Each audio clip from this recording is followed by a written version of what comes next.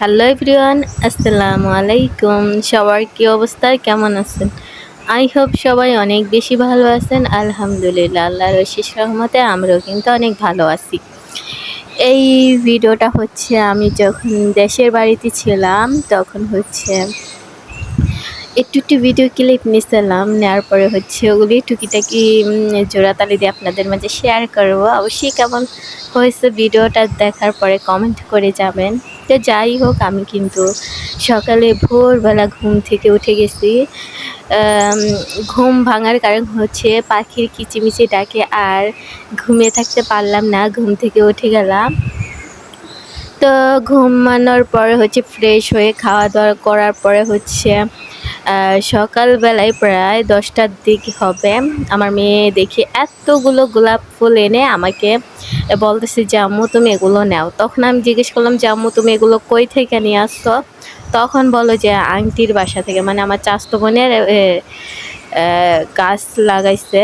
তো ওই গাছে হচ্ছে অনেক অনেক গোলাপ আর কি ধরছে। তো ওখান থেকে হচ্ছে ও নিয়ে আসছে, মানে আমার চাচার বাসা থেকে। তো যাই হোক, গোলাপগুলো হচ্ছে ডালা প্রায় অনেক বেশি ডালা ভেঙে আনছে, যেহেতু বাচ্চা মানুষ। তো অনেকগুলো গোলাপই আনছে, এনে হচ্ছে আমাকে দেখাইতেছিল। তা আমি আপনাদের মাঝে গোলাপগুলো শেয়ার করার জন্য একটু ভিডিও ক্লিপ নিলাম। আর এই ভিডিওটা হচ্ছে প্রায় তখন এরপরে হচ্ছে সবাই যখন বসেছিলাম একসাথে গল্প করতেছিলাম, তখন হচ্ছে আমার বড় বোন হচ্ছে কারবাঙ্গা পাততেছিল। মানে এই গাছটাতে এত পরিমাণে কারবাঙ্গা ধরে যে পাতার থেকে কারবাঙ্গার পরিমাণই আর কি বেশি দেখা যায়, মানে অনেক পরিমাণে, হয়তো বা এখন আর কি ভিডিওতে বোঝা যাইতেছে না, কিন্তু মানুষ নাই। তো যাই হোক, অনেক অনেক দেখতেছি যে কারবাঙ্গা পেকে রয়েছে। তো ওগুলি হচ্ছে আমরা পাততেছিলাম। ওগুলো হচ্ছে পেড়ে মরিচের গুঁড়ো হচ্ছে লবণ, তারপরে কাসুন্দি, এইসব সব দিয়ে মিক্স করে হচ্ছে মাখিয়ে আর কি খাবো। তো এই কারণে হচ্ছে এগুলো পাততেছিলাম, পাকনাগুলো বেছে বেছে। তো যেহেতু গাছে ওঠার মানুষ নেই, তো হচ্ছে বড় একটা লাঠি দিয়ে পাততেছিলাম। আর বড় বড় যেগুলো লাল লাল কারবাঙ্গা ছিল ওগুলি হচ্ছে বেছে বেছে পাততেছিলাম, কারণ এক ছড়ায় দেখা যাইতেছে পাকা কাঁচা সব মিলিয়ে।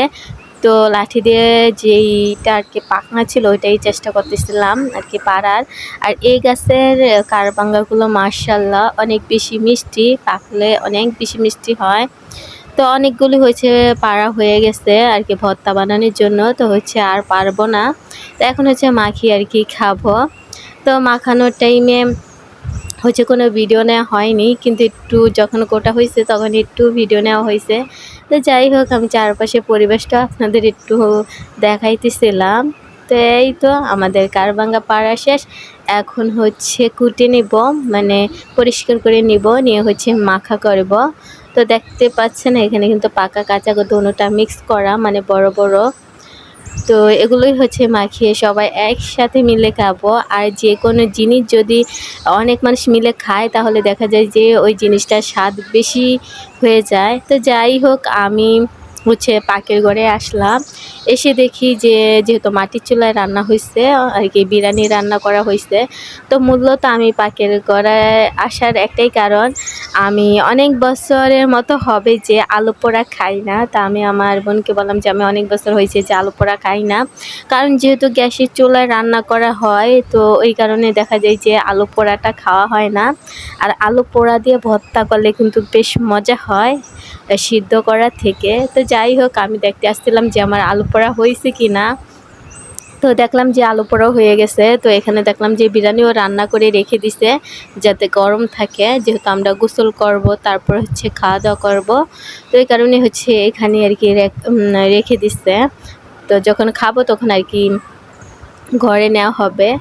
তো যাই হোক, বিরিয়ানিটা কিন্তু মাশাআল্লাহ অনেক মজা হয়েছিল, যেহেতু মাটির চুলার রান্নার স্বাদ কিন্তু অতুলনীয়, মানে অনেক বেশি মজা হয়। গ্যাসের চুলায় রান্না করলে কিন্তু এতটা আমার কাছে ভালো লাগে না।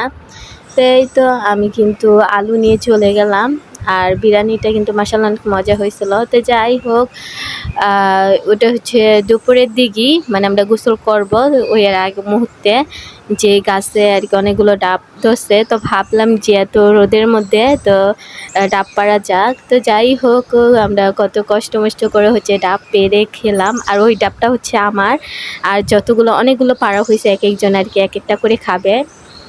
তো যাই হোক সবাই হচ্ছে একটা করে ডাব খেয়ে হচ্ছে গোসল করতে চলে গেলাম। এসে হচ্ছে ফ্রেশ হয়ে খাওয়া দাওয়া সেরে নিলাম। তারপরে হচ্ছে চারপাশের পরিবেশটা একটু হচ্ছে ভিডিও নিলাম, কারণ বিকালের দিকে দেখা যায় যে চারপাশের প্রকৃতি কিন্তু অনেক সুন্দর দেখায়, আর পাখির কিচিমিচি ডাক আমার কাছে খুবই ভালো লাগে। সকাল বিকাল হচ্ছে পাখির কিচিমিচি ডাক, তাই একটু ভিডিও করতেছিলাম। আর মাশাআল্লাহ ওয়েদারটাও খুবই ভালো ছিল, কিন্তু একটু গরম ছিল। তো যাই হোক বৃষ্টিতে দেখা যায় যে একটু মানে ঘোরাফেরা করা যায় না, কিন্তু গরম থাকলেও কিন্তু ঘোরাফেরা করা যায়। তা আমরা যতদিন ওখানে ছিলাম প্রায় প্রতিদিনই রোদ ছিল, বৃষ্টি ছিল না। কারণ বৃষ্টি হলে হয়তো বা এত ঘোরাফেরা করতে পারতাম না। তো এই তো সন্ধ্যার দিকে হচ্ছে আমার মা হচ্ছে মোরগ কিনে আনলো, এটা হচ্ছে দেশি মোরগ। আর যেহেতু দেশি মোরগ আর কি খোয়ারে যায় প্রায় সন্ধ্যার দিকে, তো আর কি মোরগটা তাই সন্ধ্যার দিকেই আনা হয়েছে। আর সারাদিন তো দেশি মোরগ ছাড়াই থাকে। তো কুটি ছোট্ট একটা মোরগ আর কি, ছোট হলে কি হবে, মোরগটার দাম হচ্ছে 500 টাকা। আর যে দেশি মোরগ, তা আমাদের হচ্ছে কোনো মুরগি হাঁস বা কোনো কিছুই আর কি পালে না। গ্রামে থাকি ঠিক আছে, কিন্তু কোনো কিছু পালে না, এগুলো হচ্ছে কিনে আমাদের, আমরা কি যাই খাই সবই কিনে খাওয়া। তো এই তো এই মোরগটা হচ্ছে মানে এটা বিকালে আনা হতো, যেহেতু খোয়ারে মুরগি সন্ধ্যার দিকে আসে, তো ওই টাইমে হচ্ছে ধরা যায় মোরগ বা সকালের টাইমে। তো যেহেতু দুপুরে বিরিয়ানি খাওয়া হয়েছে, তো হচ্ছে রাতের জন্য দেশি মোরগ ডাল আর হচ্ছে শাক রান্না হবে। তো ওই জন্যই হচ্ছে দেশি মোরগটা আর কি কুটে নেওয়া হইতেছে। তো যাই হোক ওখানে হচ্ছে দেশি মোরগ যখন করতেছিল তখন হচ্ছে লাইটটা আমি ধরে রাখছিলাম, মানে যেহেতু অন্ধকার হয়ে গেছে। তো যাই হোক মুরগি কোটা শেষে রান্নাবান্না শেষে সবাই মিলে ফুচকা চটপুরি খাবো।